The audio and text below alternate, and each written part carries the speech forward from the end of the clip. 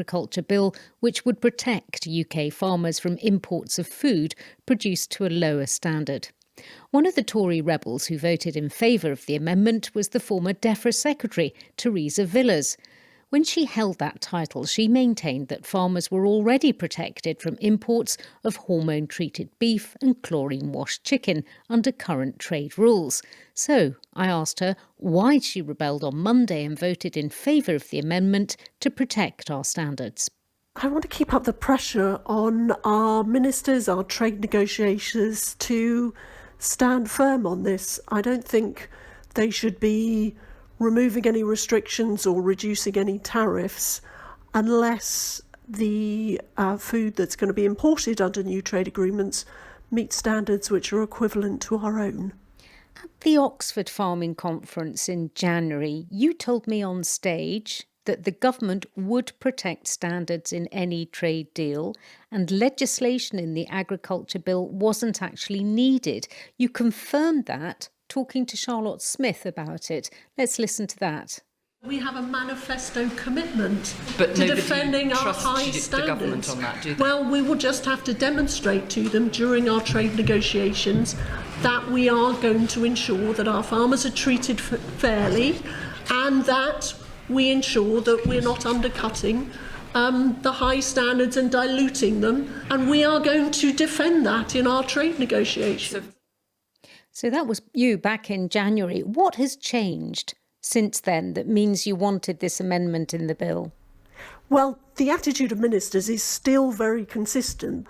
They profess the determination that they will defend our standards, and I very much hope that's the case. But I do feel I made promises to farmers, not least at that conference. And so given the opportunity to put these things into a technical amendment to the agriculture bill, I decided I ought to do that. I think, it's fair to say that probably one doesn't necessarily need that legal element in the agriculture bill. It may well be that ministers do stick to this, do ensure. Why rebel then?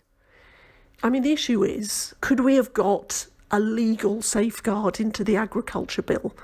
Of course, two of the key issues here on disinfectant washing of chicken and hormone-treated beef, they are on the statute book and they could only be removed by a vote in Parliament.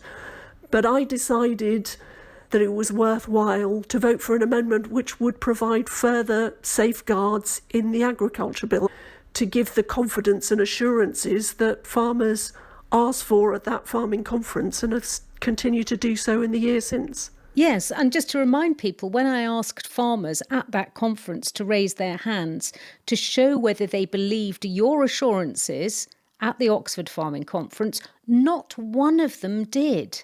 So they were right, were they, that actually the protection you were talking about wasn't there?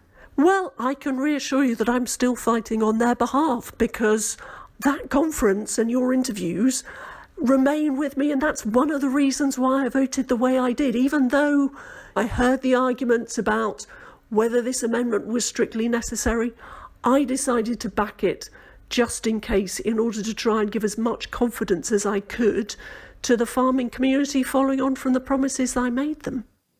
MP and former Secretary of State Theresa Villiers. Well, farmers certainly aren't feeling confident about the future now, so what can be done? The Tory MP Neil Parish was another rebel voter on Monday. He chairs the Environment, Food and Rural Affairs Committee.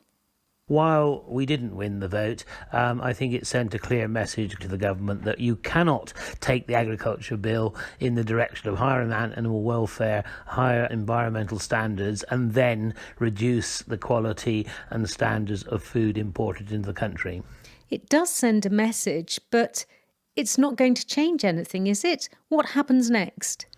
One of the options is Amendment 18, which would give more powers to the Trade and Agriculture Commission, can be altered and brought back again.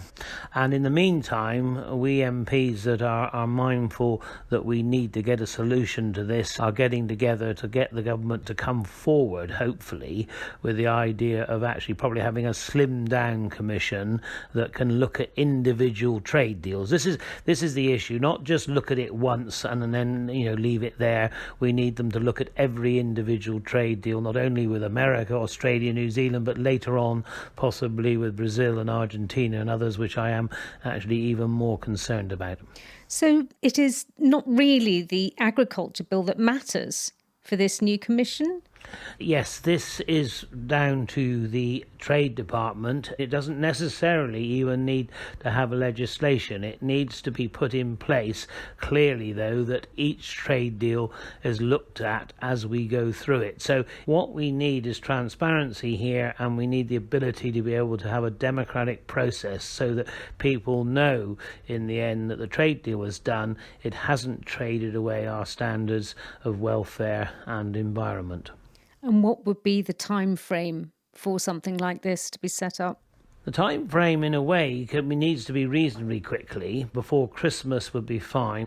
I do think there is a body of opinion now that we need to settle this, not only across the party but also across Parliament. And so I am still optimistic that we can get there.